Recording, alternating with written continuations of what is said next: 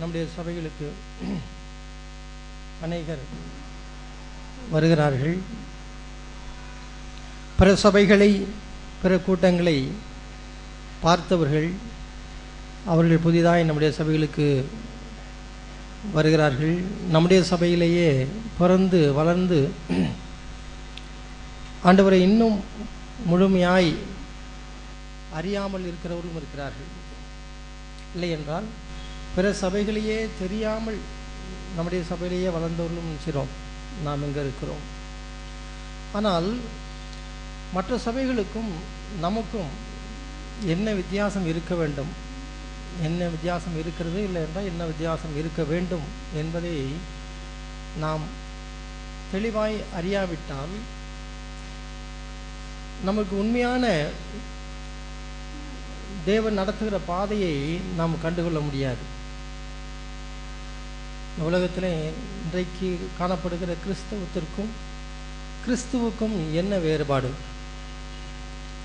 நாம் பார்க்குற கிறிஸ்தவத்துக்கும் உண்மையாய் தேவன் நமக்கு சொன்ன இந்த தேவனுடைய வார்த்தைகளுக்கும் என்ன வித்தியாசம் என்பதை அறியாவிட்டால் நாமும் ஏதோ ஒரு மாயையை பின்பற்றி அவைகளை நிஜம் என்று நம்பி நாம் நினைச்சுவிடுவோம். நாம் போவதற்கு வாய்ப்பு உண்டு. இந்த உலகத்தில் தேவன் இந்த பூமியில் வந்த பொழுது அவர் பழைய உடன்படிக்கை புது உடன்படிக்கை என்று இரண்டாக நினைச்சார், அவர் பிரித்தார். இது பழைய உடன்படிக்கை புது உடன்படிக்கை என்று அநேக நிருபங்களில் எவ்வளவோ தேவனுடைய வார்த்தைகளை வாசித்திருந்தாலும் இன்றைக்கு தேவனுடைய பிள்ளைகளை, ஜனங்களை நடத்துகிற போதகர்கள், ஊழியர்கள், இவர்கள் எல்லாரும் வேதத்தை முழுமையாய் தேவன் சொன்னபடி வாசித்து அதன்படி ஜனங்களை நடத்துகிறார்களா என்றால் அதில் நாம் பிள்ளையை எண்ணிக்கிறோம், பார்க்கிறோம். ஜனங்கள் அதை அறியாதபடியினாலே அவர்கள் யார் தங்களை நடத்துகிறார்களோ அந்த வழியிலேயே அவர்கள் நினைக்கிறார்கள், அவர்கள் நடக்கிறார்கள். உதாரணமாக இன்றைக்கு நீ வாளாகாமல் தலையாயவாய் என்கிற வார்த்தையை வைத்து தேவனுடைய பிள்ளைகளாகும் பொழுது நீ ஐஸ்வர்யனாவாய், உனக்கு எல்லாம் கிடைக்கும் கிடைக்கும் என்று பிரசங்கிக்கிற ஒரு பிரசங்கத்தை நாம் ஒருவேளை இங்கே இருக்கிறவர்கள் அறியாமல் இல்லாமல் இருக்கலாம். ஆனால் அதை பின்பற்றி ஒரு பெரும் கூட்டம் என்ன செய்து கொண்டே இருக்கிறது, போய்கொண்டே இருக்கிறது. ஒரு பெரிய கூட்டம் அதை குறித்து போய்கொண்டே இருக்கிறது. ஆனால் தேவன் அதை நமக்கு சொன்னாரா? தேவன் அதை இப்படியா இருக்கும் என்று நமக்கு நடத்தி இருக்கிறாரா என்று நாம் சிந்தித்து பார்க்க வேண்டும். அப்படியெல்லாம் இருக்கும் பொழுது ஜனக்கூட்டம் இவ்வளமாய் மொத்தமாய் இவைகளை பின்பற்றி போவதினாலே அது சரியாக இருக்குமோ என்று கூட நமக்கு ஒரு எண்ணம் நினைச்சுகிறது, வந்து விடுகிறது. ஆனால் பெரும் கூட்டமான ஜனங்கள் ஒன்றை பின்பற்றுவதனாலே அதில் உண்மை இருக்கும் என்று நினைச்ச முடியாது, நாம் எடுக்கவே கூடாது. தேவனுடைய வார்த்தைகள் என்ன சொல்லுகிறது என்பதை அறியாமல் அதை நினைச்சக்கூடாது, இருக்கக்கூடாது. உண்மையாய் அவர்கள் ஐஸ்வர்யமும் கனத்தையும் குறித்து சொல்லுகிற எல்லாவற்றையுமே அவர்கள் கோட் பண்ணுகிற எல்லாமே எதிலிருந்து கோட் பண்ணுவார்கள்? அவர்கள் பழைய ஏற்பாட்டிலிருந்து தான் நினைக்கிறார்கள், அவர்கள் கோட் பண்ணுகிறார்கள். பழைய ஏற்பாட்டிலிருந்தே நிறைய வார்த்தைகளை எடுத்து அவர்கள் கோட் பண்ணுவார்கள். உபாகமத்திலிருந்து எல்லா வார்த்தைகளையும் நினைச்சவார்கள் எடுப்பார்கள். நீ ஐஸ்வர்யம், நீ அப்படி இருப்பாய், இப்படி இருப்பாய். ஆனால் புதிய ஏற்பாட்டிலே தேவன் இந்த பூமிக்கு வந்த பொழுது தம்முடைய பிரசங்கத்திலே அப்படி எதுவும் சொல்லியிருக்கிறாரா? நம்முடைய வார்த்தைகளில் அவர் அதை சொல்லியிருக்கிறார் என்று பார்த்தால் அவர் என்ன செய்யவில்லை, அப்படி சொல்லவில்லை, அப்படி நடத்தவும் இல்லை. அப்படி அவர் அதை பற்றி சொல்வதற்கு அவர் வந்திருப்பார் என்றால், இல்லை என்றால் அவருடைய சீஷர்கள் எல்லாருமே எப்படி ஆயிருக்க வேண்டும்? பெரிய பணக்காரர்களாக நினைச்சிருக்க வேண்டும், ஆயிருக்க வேண்டும். நாம் அவருடைய சீஷர்கள் எல்லாரும் பெரிய ஐஸ்வர்யவான்களாக, கோடீஸ்வரர்களாக ஆனதாக நாம் நினைச்சவில்லை, பார்க்கவில்லை. இது சர்வசாதாரணமாய் நமக்கு தெரியும். அவருடைய சீஷர்கள் எல்லாருமே எப்படி தான் இருந்தார்கள்? சாதாரண அன்றாடக காட்சிகளாக அன்றாட மனிதர்களைப் போல சாதாரண மனிதர்களாகவே அவர்கள் வாழ்ந்தார்கள். அவர்கள் எல்லாரும் யாக்கோபும் யோவானும் பேதுரும் உடனே பெரிய ஐஸ்வர்யமாக நினைச்சவில்லை, மாறவில்லை. அவர்கள் எதிலே மாறினார்கள்? ஆவிக்குரிய ஐஸ்வர்யத்திலே அவர்கள் நினைச்சார்கள், ஐஸ்வர்யவான்களானார்கள். ஆனால் ஜனங்களோ இல்லை என்றால் ஜனங்களை நடத்துகிற இன்றைக்கு இருக்கிற கிறிஸ்தவர்களோ அவர்கள் இந்த பூமிக்குரிய மெட்டீரியல் பிளெஸிங் அது என்ன நினைக்கிறார்கள்? அது தேவனால் கிடைத்தது என்று நினைக்கிறார்கள். நீங்கள் தேவனை ஏற்றுக்கொண்டால் உனக்கு அது கிடைக்கும் என்று நினைக்கிறார்கள். ஆவிக்குரிய ஐஸ்வர்யத்தை பற்றி அவர்கள் நினைச்சவில்லை, அவர்கள் பேசுகிறது இல்லை. ஆனால் ஆண்டவர் இயேசு என்ன சொன்னார்? ஒருவன் என்னை பின்பற்றி வர விரும்பினால் தன்னைத்தான் வெறுத்து தன் சிலுவை எடுத்துக்கொண்டு என்னை பின்பற்றி கடவன் என்று சொன்னார். அங்கே அவரை பின்பற்றி வருகிறவன் உடனே ஒரு கண்டசா காரை எடுத்துக்கொண்டு அவரை பின்பற்றி வருகிறேன் சொல்லவில்லை. அவர் என்ன சொல்கிறார்? தன் சிலுவை எடுத்துக்கொண்டு என்னை பின்பற்றி வர கடவுள் தான் சொல்கிறார். அப்போது இவைகளெல்லாம் நமக்கு தெளிவான வார்த்தைகள் இருந்தாலும் ஜனங்கள் ஏன் அப்படி போகிறார்கள்?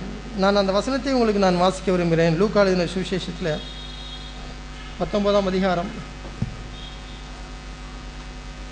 45-46 நாம் அந்த வசனத்தை நாம் பார்க்க வேண்டும். லூக்கா எழுதின சுவிசேஷம் 19ஆம் அதிகாரம்.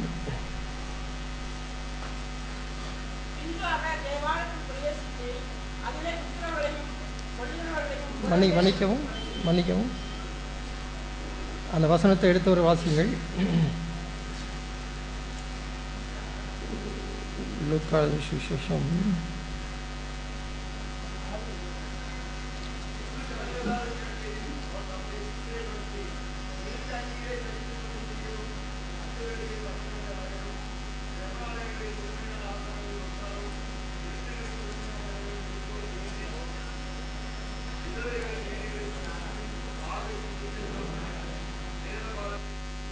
மன்னிக்கவும் அந்த பகுதியில் ஒருவன் என்னை பின்பற்றி வர விரும்பினால்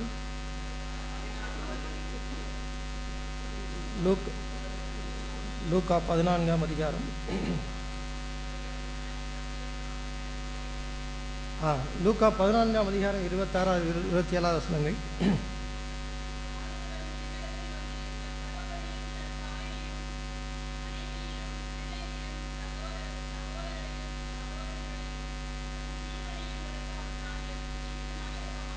பாருங்கள், ஆண்டவர் தன்னை பின்பற்றுகிற ஒருவனுக்கு உள்ள ஒரு அடிப்படை தகுதியாக அவர் எதை சொன்னார்? அவன் தன் தகப்பனையும் தாயையும் மனைவியும் பிள்ளையையும் சகோதரியும் தன் ஜீவனையும் வெறுக்காவிட்டால் அவன் எனக்கு என்ன செய்ய மாட்டான்? என் சீஷனாக இருக்க மாட்டான். அப்படி என்றால் அவருடைய சீஷர்களாய் வரும்பொழுது அவர்களுக்கு பெயரும் புகழும் எல்லாம் கிடைக்கும் என்று பேசுவது எவ்வளவு அபத்தமாய் அது இருக்கிறது. ஆனாலும் எத்தனை லட்சக்கணக்கான ஜனங்கள் அதை பின்பற்றி போகிறார்கள். அதே அதிகாரத்தில் 33வது வசனம் பாருங்கள். உங்களில் எவனாகிலும் தனக்கு உண்டானவைகளை எல்லாம் வெறுத்து விடாவிட்டால் அவன் எனக்கு சீஷனாய் இருக்க மாட்டான். ஏற்கனவே ஐஸ்வர்யமாய் இருக்கிற ஒரு சகோதரன் கூட அவரை பின்பற்றி அவருடைய சீஷனாய் இருக்க வேண்டும் என்று பின்பற்றி வருவானால் ஆண்டவர் அவனுக்கு சொன்ன வார்த்தை என்ன? உனக்கு உண்டான எல்லாம் நீ வெறுத்து விடவிட்டால் என்னுடைய சீஷனாய் இருக்க மாட்டாய். இப்படித்தான் ஆண்டவர் சொன்னது. அப்படி இருக்கும் பொழுது அவரை பின்பற்றுகிற நம்முடைய பிள்ளைகளுக்கு எல்லாம் ஐஸ்வர்யமும் கனமும் கிடைக்கும், நீ வாளாகாமல் தலையாவா என்று சொல்லுகிற உபதேசத்துக்கு இத்தனை ஜனங்கள் போறதற்கு காரணம் என்ன? அவரை பின்பற்றுகிற வழி ஆண்டவர் சொன்னார், அது குறுகலான வழி எடுக்கமும் குறுகலாகவும் இருக்கிறது. ஆனால் இவர்கள் காட்டுகிற வழி எப்படி இருக்கிறது? விசாலமாய் இருக்கிறது. ஆகவே தான் ஜனங்கள் எல்லாரும் அதில் நினைக்கிறார்கள், சாரையாய் போகிறார்கள், அதை ஏற்றுக்கொள்கிறார்கள். இப்போ இதை ஜனங்கள் தான் அறியாமல் இருக்கிறார்கள் என்று நினைத்தால் அவர்களை நடத்துகிற போதவர்களும் அறியாமல் இருக்கிறார்களா? அறியாமல் தான் செய்திருக்கிறார்கள். அவர்களுக்கு தேவன் உண்மையாய் எதை சொல்ல வேண்டும், எதை இந்த புதிய உடன்படிக்கையிலே இல்லை என்றால் புதிய அத்தியாயத்திலே இயேசு வந்ததுக்கு அப்புறம் அதை சொல்ல விரும்பினார் என்பதை அவர்கள் நினைச்சவில்லை, அவர்கள் அறியவில்லை, அவர்கள் அறியவும் விரும்பவில்லை. ஏனென்றால் அந்த வழி மிகவும் குறுகலாக இருக்கிறது. அதிலே பிரவேசிக்கிறவர்கள் மிகவும் சிலராயிருப்பார்கள். அப்படி மிகவும் சிலராக இருந்தால் அவர்களுக்கு வருகிற கூட்டமும் எப்படி இருக்கும்? மிகவும் குறைவாய்த்தான் இருக்கும். ஆனால் ஆண்டவர் சொன்னால் இதை கண்டுபிடிக்கிறவர்கள் மிகவும் சிலர்.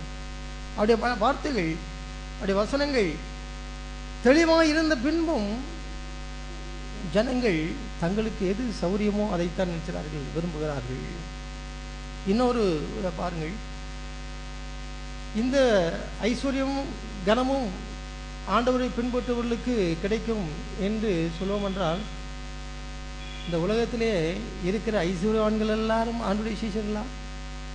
அப்படி என்றால் இந்த உலகத்தில் எத்தனை ஜனங்கள் நாம் பார்க்கிற, நம்ம ஊரில் இருக்கிற எத்தனை பணக்காரர்கள், ஐஸ்வர்யவான்கள், அவர்கள் ஆண்டவரை நினைச்சவில்லை, அறியவில்லையே.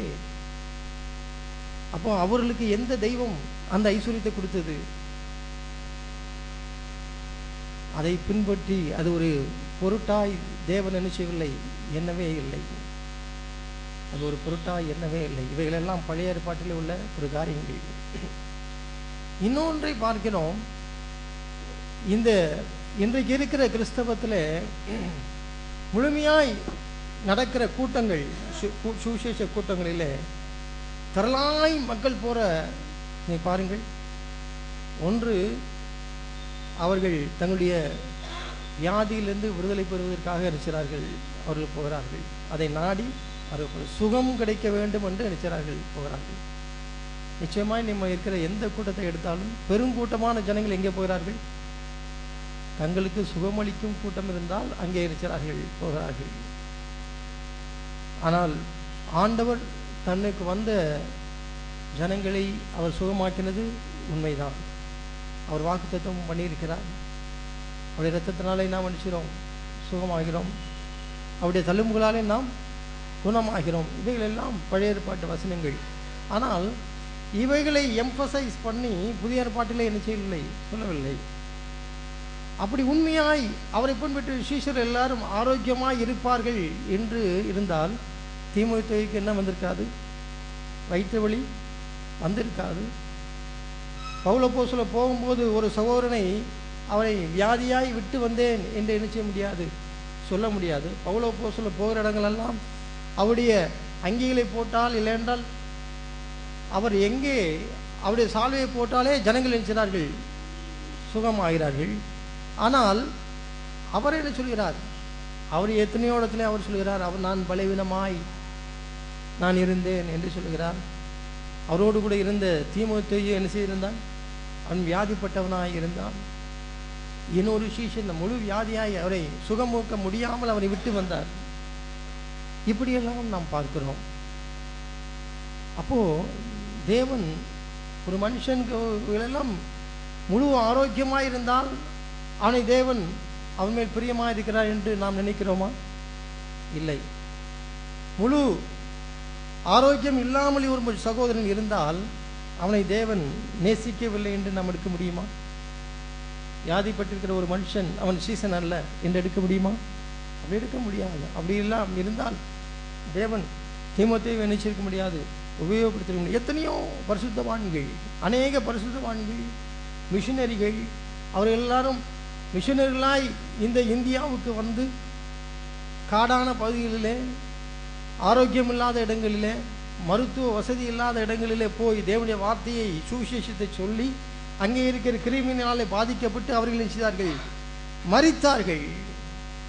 அநேக மிஷினரிகள், தேவனுடைய பிள்ளைகள், அவர்கள் வியாதிப்பட்ட தங்களுடைய மனைவியை நினைச்சார்கள், அடக்கம் பண்ணினார்கள். வியாதிப்பட்ட தங்களுடைய பிள்ளைகளை தங்களுடைய சொந்த கைகளினாலே அடக்கம் பண்ணினார்கள். ஏன்? தேவன் அவருடைய சத்தத்துக்கெல்லாம் செவி கொடுக்கவில்லை. அவர் விசேஷராய் இல்லையா? அப்படி இல்லை. தேவன் புதிய ஏற்பாட்டிலே, புதிய உடன்படிக்கையிலே எதை அவர் சொல்கிறார்? இவைகளை நாம் பார்க்கிறவைகள் எல்லாமே வெளியரங்கமான பழைய உடன்படிக்கை காரியங்கள். அவைகள் இன்னும் ஜனங்கள் என்ன செய்யவில்லை, அவர்கள் அதனுடைய தேவன் நம்மை எதுக்கு நடத்துகிறார் என்பதை அறியவில்லை. அதை நடத்துகிறவர்களும் அதை அறியவில்லை. இல்லை என்றால் அதை அறிய விரும்பவில்லை. வழி விசாலமாக இருக்கிற இடத்திற்கு போகிற விரும்புகிறவர்கள் இதை பற்றி என்ன செய்ய முடியாது, பேச முடியாது. தேவன் ஏன் நமக்கு ஒரு வியாதி அனுமதிக்கிறார்? நான் ஒரு சின்ன ஒரு ஒரு இதை படித்தேன், ஒரு மெயிலில் வந்ததை படித்தேன். என்னென்றால், ஒரு கட்டடம் கட்டி கொண்டு இருக்கும் பொழுது ஒரு 4வது மாடியில் ஒரு இன்ஜினியர் இருந்தார். அங்கே கீழே அவருடைய வேலைக்காரன் ஒரு கொத்தனார் கீழே இருந்தார். அந்த 4வது மாடியிலிருந்து அங்கேருந்து கூப்பிட்டு பார்த்தார். சுப்பையா சுப்பையா என்று அவர் என்ன செய்கிறார், கீழே கூப்பிடுகிறார். அவருக்கு என்ன செய்யவில்லை, கேட்கவில்லை. ஏதோ ஒன்றை அவர் தன்னுடைய இன்ஸ்ட்ரக்ஷன் சொல்ல வேண்டியிருக்கிறது. ஆகவே அங்கேருந்து கூப்பிடுகிறார், ஒன்றும் கேட்கவில்லை. உடனே அவருடைய அட்டென்ஷனை எப்படி அவர் கவரலாம் என்று சொல்லி உடனே ஒரு 10 ரூபா நோட்டை தூக்கி அங்கே அடிச்சுதார் போட்டார். இந்த 10 ரூபா நோட்டை பார்த்தோம்னா டவார்னு அவன் பார்த்து விடுவான். உடனே நம்ம சொல்ல வேண்டியதை சொல்லிவிடலாம் என்று 10 ரூபா நோட்டை போட்டார். அது கீழே இவர் பேசி கொண்டு இருக்கும் பொழுதே அந்த சுப்பையா பக்கத்தில் என்ன வருது, 10 ரூபா நோட்டு வந்து அந்த 10 ரூபா டபார்னு எடுத்து வேறு யாரும் பார்க்குறாருன்னு பார்த்து பைக்கில் வைத்து விட்டு பேசிக்கொண்டே இருக்கிறார். ஏனென்றால் 10 ரூபாய் கீழே கிடந்தது எழுத்து அவன் அதில் உரிமை கொண்டாடி விடக்கூடாது. ஆகவே ஆர்வம் இல்லாமல் என்ன செய்து விட்டார், அதை விட்டு தொடர்ந்து பேசிக்கொண்டே இருக்கிறார். அது பலிக்கவில்லை. உடனே அங்கே மேலே இருக்கிற அந்த இன்ஜினியர் அவர் பார்த்தார், இன்னும் 10 ரூபாய்க்கு மசியவில்லை, இவன் கீழே இருந்து அப்படியே பாக்கெட்டில் வைத்து விட்டான், என்னை எட்டி பார்க்கவில்லை என்று ஒரு 100 ரூபா நோட்டை போடுவோம்னு நினைச்சார், போட்டார்.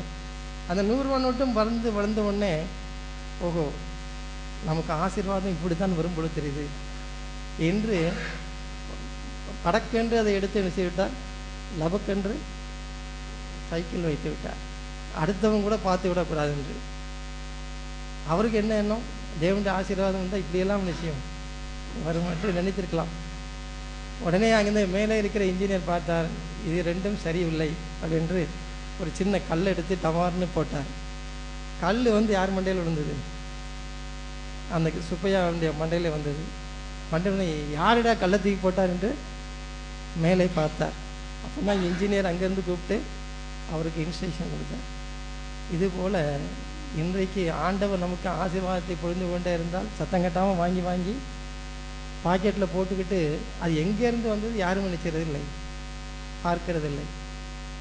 அப்போ அங்கே ஆண்டவர் அங்கேருந்து என்ன போடுதார், ஒரு சின்ன கல்லை போட்ட உடனே ஆண்டவரே வைத்த வலிக்குது என்று சொல்லி நினைக்கிறார்கள். அவர்கள் ஜெபம் பண்ணுகிறார்கள், ஆண்டவரத்தில் போகிறார்கள், ஆண்டவரை தேடுகிறார்கள். அப்போ தான் ஆண்டவர் சில இன்ஸ்ட்ரக்ஷன் கொடுப்பார்.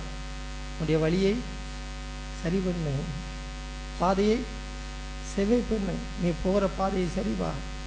இவைகளெல்லாம் தேவன் தம்முடைய அநாதி ஞானத்தினாலே செய்கிறவைகள். இன்றைக்கு இவர்கள் சொல்லுவது போல மெட்டீரியல் பிளஸிங்கோ இல்லை என்றால் என்னுடைய ஹெல்த்தோ ஆரோக்கியமோ அபரீதமாக இருந்தால் நாம் ஆண்டவரை தேடி இருப்போமா, தேட முடியாது. ஆனால் அவராய் இன்றைக்கு மறுபடியும் கிறிஸ்தவம் அதை நோக்கி என்ன செய்து கொண்டு இருக்கிறது, போய்கொண்டு இருக்கிறது. அப்படி என்றால் நம்முடைய சபையிலே நாம் எதை குறித்து நாம் சொல்லுவோம்? இங்கே பாஸ்டர்கள் இல்லை, இங்கே பிரதர்களே நினைச்சுவார்கள் நடத்துவார்கள், அதுதான் நம்முடைய விசேஷம், அதுவா நம்முடைய விசேஷம்? புதிய நம்ம உடன்படிக்கையின் மேன்மை என்னது? நாம் எல்லாரும் பாஸ்டர்களாக இல்லாமல் எல்லாரும் பிரதர்களாக இருக்கிறதா மேன்மை? இல்லை. நாம் சீஷராய் மாறுகிறது தான் மேன்மை, சீஷர்களாய் தேவனை அறிந்திருக்கிறதா மேன்மை. இப்படி ஏராளமான வஞ்சகங்கள் இந்த உலகத்தில் போய்கொண்டே இருக்கிறது. அதை பின்பற்றி ஜனங்கள் போய்கொண்டே இருக்கிறார்கள். இன்றைக்கு இன்னொரு கூட்டம் ஒரு மியூசிக் என்று அதில் பாடலும் ஆராதனையும் அழகாக இருந்தால் அதை என்று விரும்பி அவர்கள் போகிறார்கள். ஆண்டவர் இங்கே இருக்கிறார்கள் என்று நினைக்கிறார்கள். உண்மையில் ஆண்டவர் இருக்கிறாரா? இன்றைக்கு இருக்கிற மியூசிக் ஆர்கெஸ்ட்ரா வைத்து கொண்டு துதி ஆராதனை நடத்துகிற ஒரு பெரிய கூட்டத்திற்கு ஏராளமாய் ஆயிரக்கணக்கிலே ஜனங்கள் போய் அந்த மீட்டிங்கில் கலந்து கொண்டால் ஆண்டவர் அங்கே இருப்பாரா? தவறாய் நம்முடைய அபிப்பிராயம் இருக்கிறது. அநேகர் அபிப்பிராயம் இருக்கிறது. ஏன்? அவர்களுக்கு செவிக்கு இனிமையாக இருக்கிறது. தேவன் இருதயத்திலே என்ன செய்வார்? அவர் பேசுவார். அப்படி இருதயத்தில் பேசுகிறதை கேட்பதற்கு ஜனங்களுக்கு விருப்பமாய் இல்லை. நான் அடிக்கடி சொல்வது போல யோவான் ஸ்நானகன் எங்கேருந்து வந்தார் என்றால் கரடு முரடான வனாந்தரத்திலிருந்து வந்தார். நாகரிகமான ஆடை இல்லாதவராக வந்தார். ஆனால் அவன் வந்து பிரசங்கித்து ஒரு கூட்ட ஜனங்களை என்ன செய்தான்? ஆயத்தப்படுத்தினான். அவங்க அதே காலத்திலேயே மெல்லிய வஸ்திரம் தரித்தவர்களெல்லாம் எங்கே இருந்தார்கள்? அரண்மனையில் டெரிகாட்டன் ஷர்ட் போட்டு நீட்டாக இருந்தவர்களெல்லாம் எங்கே இருந்தார்கள்? அரண்மனையில் இருந்தார்கள். ஆனால் ரட்சிப்பு அரண்மனையிலிருந்து நினைச்சவில்லை, பிறக்கவில்லை. ரட்சிப்பு எங்கிருந்து பிறந்தது? வனாந்திரத்திலிருந்து பிறந்தது. ரட்சிப்பு வனாந்திரத்திலிருந்து பிறந்தது. ஆனால் நாம் தவறாக எண்ணுகிறோம். இவ்வளவு பெரிய மியூசிக் ஆர்கெஸ்ட்ராவோடு துதி ஆராதனை நடத்தினால் ஆண்டவர் அங்கே இறங்கி வருகிறார் என்று நாம் நினைக்கிறோம், ஜனங்கள் நினைக்கிறார்கள். நான் ஒரு வசனத்தை நான் உங்களுக்கு காட்ட விரும்புகிறேன். ஆமோஸ் புத்தகம் 5ஆம் அதிகாரம்.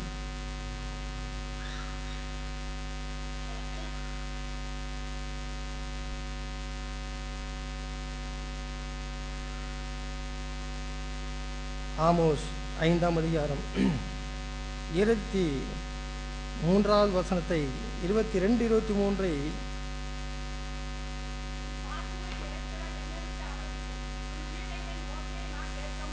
உன் பாட்டுகளின் இரைச்சலை என்னை விட்டு அகற்று, உன் வீணைகளின் ஓசையை நான் கேட்க மாட்டேன். என்ன ஆண்டவர் எதிர்பார்க்கிறார் பாருங்கள். பலியை அல்ல என்று சொல்கிற ஆண்டவர். அவர் 22ஆம் வசனத்தில் உங்கள் தகன பலிகளையும் போஜன பலிகளையும் எனக்கு படைத்தாலும் நான் அங்கீகரிக்க மாட்டேன். கொழுமையான உங்கள் மிருகங்களின் ஸ்தோத்திர பலிகளையும் நான் நோக்கி பார்க்க மாட்டேன். உன் பாட்டுகளின் இரைச்சலை என்னை விட்டு அகற்று, உன் வீணைகளின் ஓசையை நான் கேட்க மாட்டேன். ஏன்? அவர்கள் தங்கள் உதடுகளினாலே ஆண்டவரை ஸ்தோத்திரித்தார்கள், அவருடைய இருதயமோ அவரை விட்டு தூரமாக இருந்தது. ஆகவே தான் ஆண்டவர் அதை என்ன செய்தார்? வெறுத்தார். வீணைகளின் சத்தத்தை அவர் என்ன செய்தார்? நான் கேட்க மாட்டேன் என்று சொன்னார்.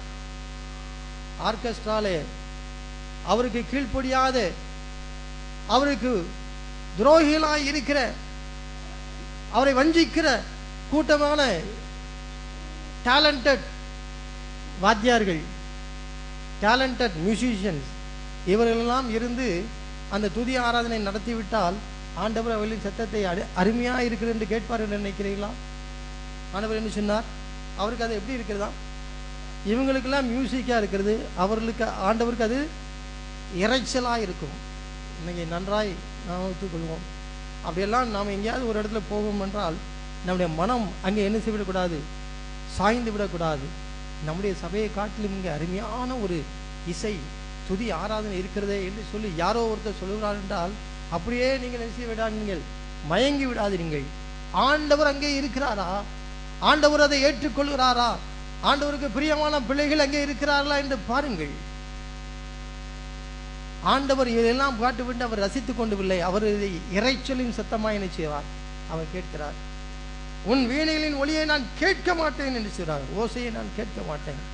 வீணைகளின் நாதம்லாம் சொல்லல. ஆண்டவர் எப்படிதான் சொல்றாரு? கரடு முரடாய் சொல்கிறார், இறைச்சல் என்று சொல்கிறார், ஓசை என்று சொல்கிறார். அப்படித்தான் தீர்க்கதரிசி சொல்கிறார். ஆகவே சபையில எது பிரதானமாய் இருக்க வேண்டிய அவசியம் இல்லை, இல்லைன்றால் எது முக்கியமாக இருக்க வேண்டிய அவசியம் இல்லை. ஒரு மியூசிக்கோ ஒரு இசை ஆராதனையோ ஒரு முக்கியமாக இருக்க வேண்டும் என்ற அவசியம் இல்லை. அதற்காக நாங்கள் மியூசிக்லாம் போட மாட்டோம் என்றெல்லாம் நிச்சயவில்லை, சொல்லவில்லை. ஆனால் அவைகள் பிரதானமாக அல்ல.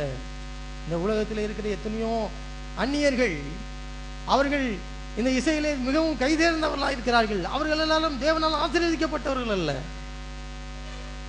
உங்களுக்கு தெரியுமா? சபையிலேயே கோயிலிலேயே ஆர்கெஸ்ட்ரா கொயர் என்று ஆர்கன் போட்டவர்கள் எல்லாரும் இப்போ எங்கே போட்டுக்கிட்டு கொண்டிருக்கிறார்கள்? இவைகளிலே தேர்ச்சி பெற்று அவர்கள் சினிமா பாடல்களுக்கு என்ன செய்கிறார்கள்? ஆர்கன் போட்டு கொண்டிருக்கிறார்கள். சினிமா பாடல்களுக்கு அவர்கள் இசையமைத்துக் கொண்டிருக்கிறார்கள். தேவன் அவருடைய இசையும் கேட்டு சினிமா பார்க்க போவாரா? இவைகள் எல்லாம் நாம் நம்முடைய மனதிலிருந்து எடுத்துப்பட வேண்டியது. நம்முடைய எண்ணங்கள் ஒருவேளை இதுவும் நன்றாக இருக்கிறதே, இந்த சபையில் ஒன்றும் இல்லை என்று நாம் நினைக்கிறோம். தேவன் எங்கே இருக்கிறார்? தேவன் எதை விரும்புகிறார்? ஸ்தோத்திர பலி.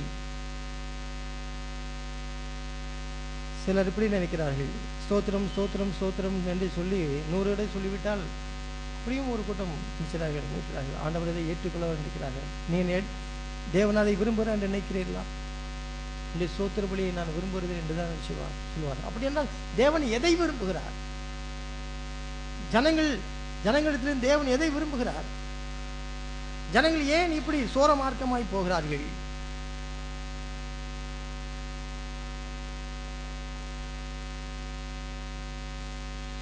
அவர்கள் தேவன் சொல்லுகிறதை அவர்கள் விரும்பவில்லை, அவர்கள் அறிந்து கொள்ள விரும்பவில்லை. தேவன் என்ன பேசுகிறார் என்பதை அவர் அறிந்து கொள்ள விரும்பவில்லை. தேவன் என்ன ஜனங்களில் சொல்லுகிறார் என்பதை கேட்பதற்கு பிரியமில்லாத ஒரு கூட்டம் அது ஓடிக்கொண்டே இருக்கிறது. ஆகவே தான் ஒரு வஞ்சனையான ஒரு சூழ்நிலை உருவாகி கொண்டிருக்கிறது. நம்முடைய சபையில நாம் எதை விரும்புகிறோம்? நான் இங்கே வளர்ந்து வருகிற இந்த சபையிலேயே பிறந்த சகோதரர்களுக்கு நான் சொல்ல விரும்புகிறேன், நாங்கள் இயேசுவை சீஷராக பின்பற்றினோம். நாங்கள் ஏன் இயேசுவின் சீஷராக தெரிந்து கொண்டு இந்த உலகத்தில் உள்ள மேன்மேலே காட்டிலும் தேவனை பின்பற்றுவதே உத்தமம் என்று நாங்கள் ஏன் அதை பின்பற்றினோம்? என்னோடு கூட திருப்புங்கள்.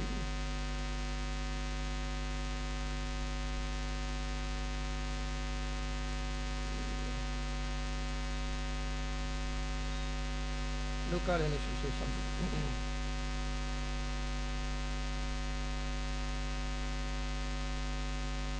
நினைக்கிறோம், ரோமர் 6ஆம் அதிகாரம்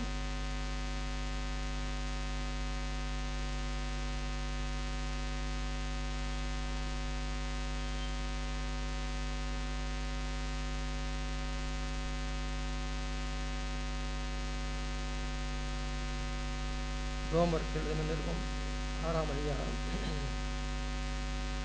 23வது வசனம் பாருங்கள்.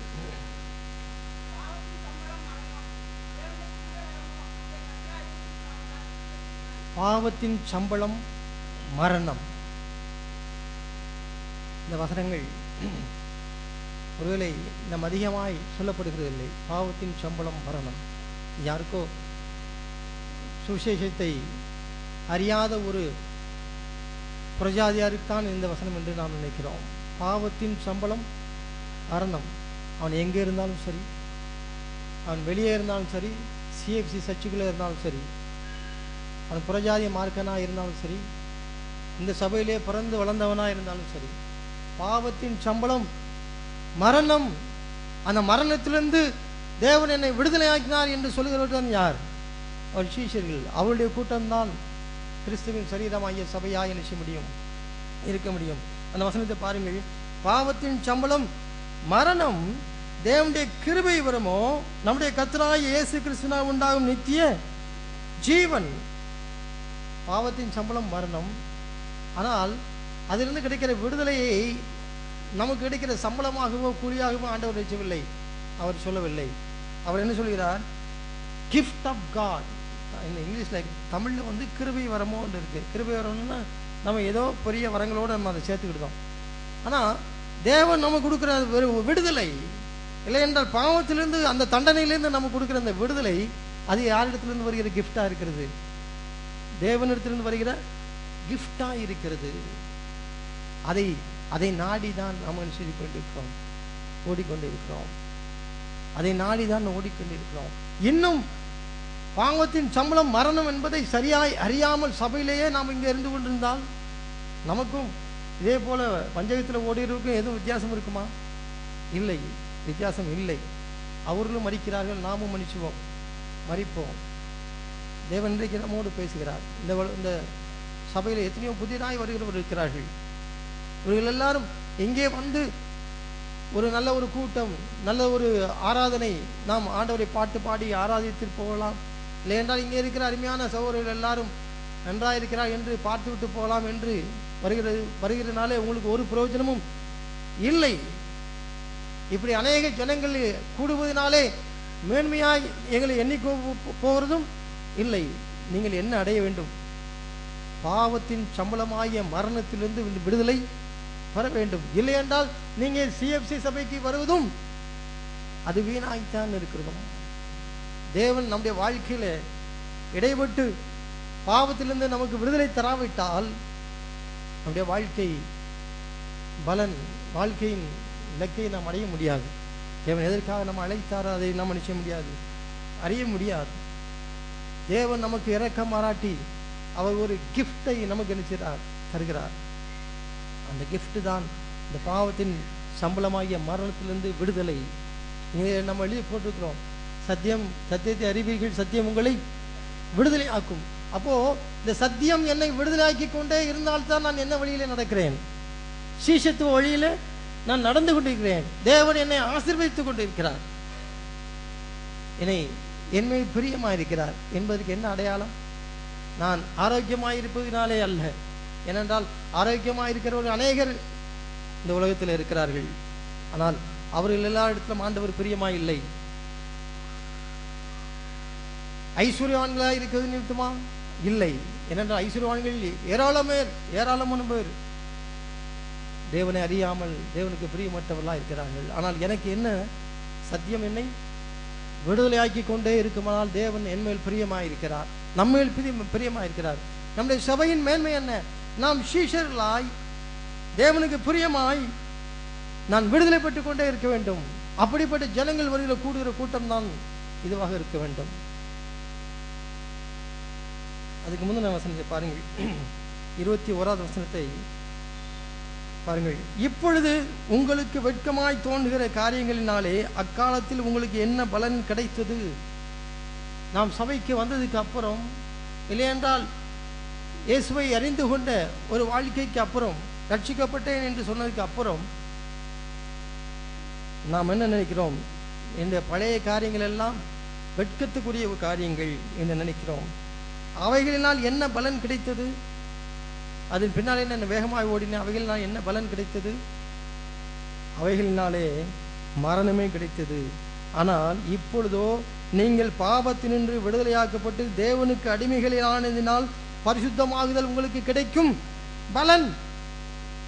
இப்போ நமக்கு ஆண்டவரை பின்பற்றி போறதுனால என்ன கிடைக்குமா? இப்போ எனக்கு என்ன ரிசல்ட் இருக்குது? ஆண்டவர் எனக்கு பிரியமா இருக்கிறதுக்கு அடையாளம் என்ன? இல்லை என்றால் நான் இப்பொழுது ஒன்றை நான் வெறுத்தேன், அவைகளினால் எனக்கு ஒன்றும் பிரயோஜனம் இல்லை, அவைகள் எனக்கு மரணத்திற்கு நடத்திட்டு, இப்பொழுது நான் விடுதலையாகி ஒன்றை வந்து கொண்டிருக்கிறேன். நான் விடுதலை ஆக்கப்பட்ட பின்பு, நான் தேவனுக்கு அடிமையாய் சீஷனாய் மாறின பின்பு எனக்கு என்ன கிடைத்திருக்க வேண்டும்? பரிசுத்தமாகுதல் எனக்கு கிடைத்திருக்க வேண்டும். அது கிடைக்கலனா நாம் என்ன சொல்ல வேண்டும்? நான் எங்கேயோ நான் வழி தப்பி போய்கொண்டிருக்கிறேன். இன்றைக்கு அநேகரை நடத்துகிறார்களே, அவர்கள் சரீர சுகத்திற்கானாலும் சரி, இல்லையென்றால் நீங்கள் ஐஸ்வர்யவான்களாக இருக்கும்படியாய் உங்களை நடத்தினாலும் சரி, துதி ஆராதனைக்கு நடத்தினாலும் சரி, நாங்கள் நடத்துகிறவர்கள் எப்படி ஆயிருக்க வேண்டும்? அவர்கள் நம்முடைய வாழ்க்கையிலே பரிசுத்தமாக இருக்கிறார்களா என்று பார்த்து நான் வெளியேற்ற வேண்டும், பின்பற்ற வேண்டும். வெட்கமாய் தோன்றுகிற அநேக விஷயங்களில் இன்றைக்கு ஏராளமான சுவிசேஷர்களும் போதகர்களும் சிக்கிக்கொண்டு திணறிக் கொண்டிருக்கிறார்கள் என்று தான் சொல்ல வேண்டும். ஆனாலும் அவர்களும் நினைக்கிறார்கள், ஊழியங்களை நடத்தி கொண்டிருக்கிறார்கள்.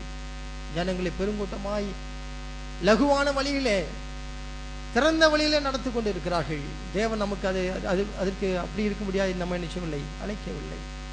ஆகவே இந்த சபை ஒரு கட்டடத்தை மேன்மைப்படுத்தி இங்கே வருகிறது இல்லை. கட்டடத்தை பிரதானமாக நமக்கு இருக்க வேண்டும் என்றால் அங்கே சின்ன கோயிலுக்கு போக வேண்டாம், போகலாம். அங்கே சின்ன கோயிலில் பெரிய கோபுரம் இருக்கிறது. நாம் அப்படி கோபுரங்களையும் பெரிய கட்டடங்களையும் நாம் மேன்மையாக வேண்டும் என்றால் தேவன் அங்கே இல்லை. சரி, இப்போ இங்கே நாம் இருக்கிறோம். இங்கே வந்துவிட்டு அப்படியே முடிந்த உடனே இந்த கேத்தலிக் மாஸ் மாதிரியோ இல்லை என்றால் ஒரு சிஎஸ்சியில் இருக்கிற ஒரு சர்வீஸ் முடிஞ்ச உடனே ஜனங்கள் போகிற மாதிரி நாம் போகிறதுக்காக நமக்கு கொடுத்துருக்கிறோம் இல்லை. இங்கே சீஷர்களாய் ஒருவரை நேசித்து ஒருவரை அன்பு கூர்ந்து ஒருவருக்கு ஒரு புத்தி சொல்லி ஒரு குடும்பமாய் ஒரு சரீரமாய் இருக்கும்படிக்குத்தான் தேவன் நினைச்சிருக்கிறார், அழைத்திருக்கிறார். அப்படி இருக்க வேண்டாம் என்று நினைக்கிறவர்கள் சபையிலே அவர்கள் அங்கமாய் இல்லை, அவர்கள் கட்டடத்திலே அவர்கள் தங்கி இருக்கிறார்கள். நாம் எதை தெரிந்து கொள்ள வேண்டும்? தேவன் நமக்கு காட்டியிருக்கிற குறுகலான பாதையிலே, சீஷத்துவ பாதையிலே நாம் நடத்தி எது நமக்கு மேன்மையானதோ, தேவன் எதை நம்மிடத்தில் பேச விரும்புகிறாரோ, எதை சொல்ல விரும்புகிறாரோ அதை பின்பற்றி நான் போக விரும்பும்படியாக நான் இருக்க வேண்டும்.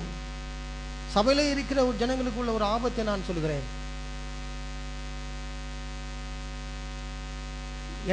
எனக்கு ஒரு மெயில் வந்தது. அந்த மெயிலில் ஒரு சகோதரன் எனக்கு கூட வேலை செய்த ஒரு ஆஃபீஸர் அவர் அதை அனுப்பியிருக்கிறார் என்னுடைய அது என்னென்னா, சென்ட்ரல் கவர்மெண்ட்டு போஸ்ட் ஆஃபீஸில் ஒரு பெண் பிள்ளைகளுக்கான ஒரு திட்டம் வகுத்திருக்கிறார். அதில் நீங்கள் இப்படி இவ்வளோ காசு போட்டிங்கன்னா உங்களுக்கு எத்தனை ஒரு 10 வருஷம் கழித்து இவ்வளோ கிடைக்கும், அப்படி கிடைக்கும். பெரிய ஒரு பிரமாதமான ஒரு திட்டம். அந்த திட்டத்தை அவர் எனக்கு அனுப்பியிருந்தார். பாவப்பட்ட ஒரு மனுஷன், அவருக்கு இதை அனுப்பி வைப்போம் என்று எனக்கு அனுப்பினார்களா என்று தெரியவில்லை. நான் அதை படித்தேன். அந்த படித்து நல்லது தான், நல்ல திட்டம்தான். ஆனால் எனக்கு பளிச்சென்று ஒன்று தெரிஞ்சது, இது பெண் பிள்ளைகளுக்கென்று ஒரு அருமையான திட்டத்தை வைத்திருக்கிறார்கள். ஏன் ஆண் பிள்ளைகளுக்கென்று அருமையான திட்டத்தை வைக்கவில்லை என்று நினைத்தேன். ஏன் அவர்களை படிக்க வைப்பதற்கு ஒரு திட்டம் வேண்டாமா?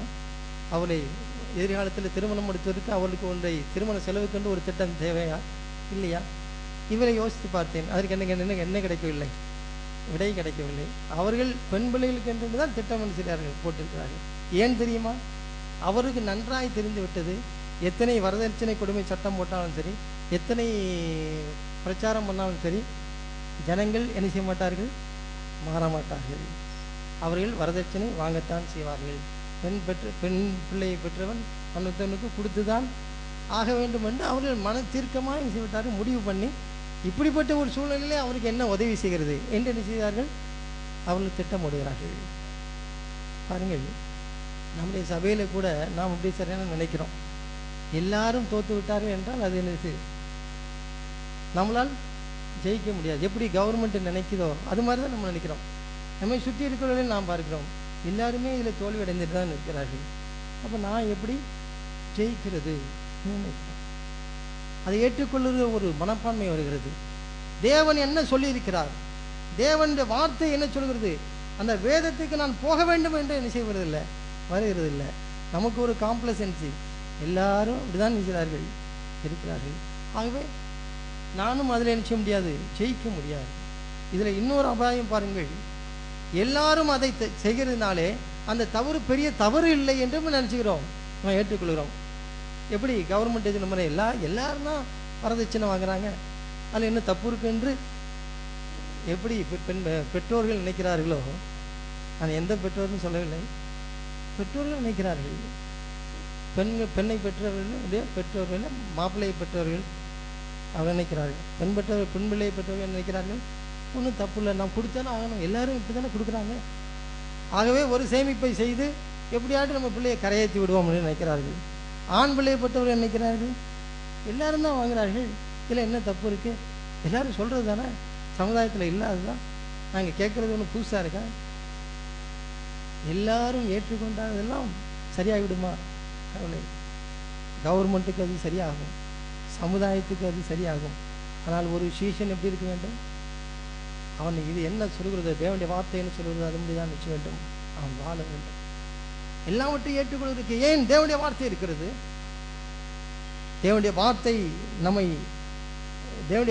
நம்மை தேவனுக்கு நேராக நிச்சயம் நடத்தும். ஜனங்களை பார்த்து கொண்டே போவோம் என்றால் எல்லா தோல்வியும் ஏற்றுக்கொள்கிறார்கள். ஏன் இன்றைக்கு அநேக ட்ரெடிஷனல் டினாமினேஷன் சபையில் சாரசாரியாக ஜனங்கள் போகிறார்கள், அவர் சாரசாரியாக போகிறார்கள். ஏன் அங்கே போகிறவர்கள் எல்லாருடைய தரமும் அப்படிதான் இருக்கிறது. இவன் பாவத்தில் விழுந்து படுகொலியில் இருக்கிறவனால் பக்கத்தில் இருக்கிறவன் இப்படி தான் இருப்பான், அவன் பாதாளத்தில் விழுந்தவனா நினைச்சான் பக்கத்திலே இருப்பான். ஆகவே அவனிலும் நான் மேன்மையானவர் என்று சொல்லி அவரை சிலுவையை போட்டு நாம் வந்து விடுகிறோம். இவையெல்லாம் நம்மை வஞ்சிக்கிற வஞ்சகங்கள். தேவனுடைய வார்த்தை என்னை ஊடுருவி பாய வேண்டும், அது உள்ளும் புறமும் சென்று என்ன செய்ய வேண்டும், என்னை சீர்தூக்கி அதை நடத்த வேண்டும். ஆமோஸ்ல இன்னொரு ஓசியா புத்தகத்தில் ஒன்று வாசிக்க சொல்ல விரும்புகிறேன்.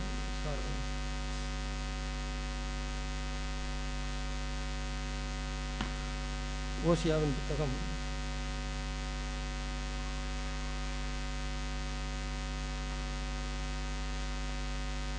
6ஆம் அதிகாரம் 3வது வசனத்தை வாசியுங்கள்.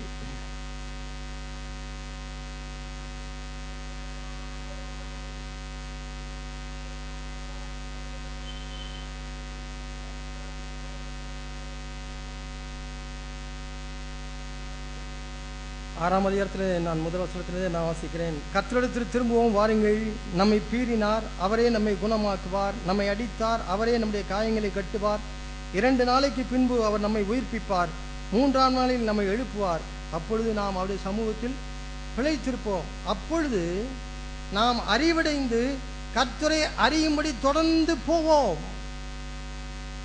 அப்பொழுது நாம் அறிவடைந்து கர்த்தரை அறியும்படி தொடர்ந்து போவோம். இதுதான் ஒரு சீஷன். அவரை அறிந்து தேவன் அவனை மன்னித்து அவனை உயிர்ப்பித்து பாதாளத்தின் வல்லலில் இருந்து அவனை விலக்கி மீட்டு அவன் சபையிலே வைத்து அவனை நடத்தி கொண்டு இருப்பான். அவனுடைய அங்க அடையாளங்கள் எப்படி இருக்கும்? அவன் கர்த்தரை அறியும்படி அவனை தொடர்ந்து போய்கொண்டே இருப்பான். அவருடைய புறப்படுதல், அவருடைய முகம், அவருடைய பிரகாசம் எப்படி இருக்கும்? அருணோதயம் போல ஆயத்தமாய் இருக்கிறது. அதை அவன் செய்வான், பார்ப்பான். சூரியன் வரும்பொழுது எப்படி அது அநேகரை ஆசீர்வதிக்கிறதோ, அதை அப்படி ஜனங்கள் எப்படி ஏங்குகிறார்களோ அதே போல அவன் ஆண்டோடைய வார்த்தையை ஏங்கி என்ன செய்து கொண்டிருப்பான். அவன் போய்கொண்டிருப்பான். ஆண்டவருடைய சத்தத்தை அவன் கேட்பான். அப்படித்தான் நாம் இருக்கும்படி தேவன் நம்மை நிச்சயிக்கிறார், நாம் அழைத்திருக்கிறார். ஆகவே நாம் ஏமாற்றிக் கொள்ள வேண்டாம். தேவனுடைய வார்த்தைகளை தியானித்து பாருங்கள். அவைகளால் உங்களுக்கு நித்திய ஜீவன் உண்டே என்று சொல்கிறது. இன்றைக்கு அநேகர் இந்த உலகத்தில் பரிசுத்தாவின் அபிஷேகம் என்று சொல்லி அதை பெற்றோம் என்று சொல்லி போய்கொண்டே இருக்கிறார்கள். எமோஷனல் எக்ஸ்பீரியன்ஸில் counterfeit baptism of holy spirit, counterfeit baptism of holy spirit. இன்றைக்கு ஒன்று சுகமளிக்கும் கூட்டம் என்று ஒரு பெரிய கூட்டம் போய்கொண்டே இருக்கிறது. துதி ஆராதனை என்று ஒரு பெரிய கூட்டம் போய்கொண்டே இருக்கிறது. அந்த துதி ஆராதனை கூட்டத்தில் எது உண்டு? பரிசுத்தாவியான அபிஷேகம் இருக்கிறது என்று சொல்லி அதை நாடி ஒரு பெரிய கூட்டம் போய்கொண்டே இருக்கிறது. நாம் பரிசுத்தாவினுடைய அபிஷேகத்துக்கோ அனாயிண்டிக்கோ விரோதமானவர்கள் அல்ல. ஆனால் போலியான ஆவியின் அபிஷேகம் என்று சொல்லுகிறவருக்கு நாம் எதிராக நிற்கிறோம், சபையில் பிரசங்கிக்கிறோம்.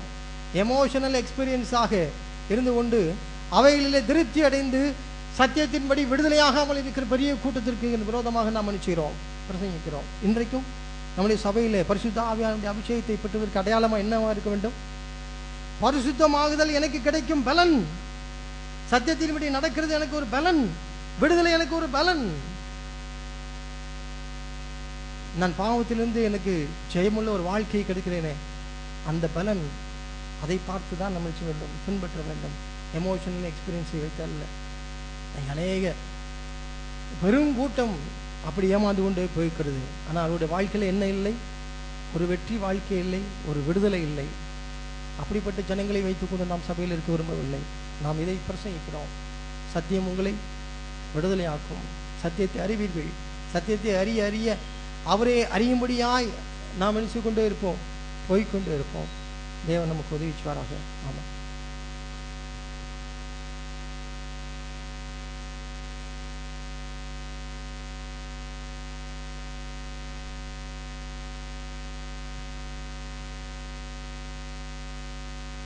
நம்முடைய நம்பிக்கையே அறிக்கை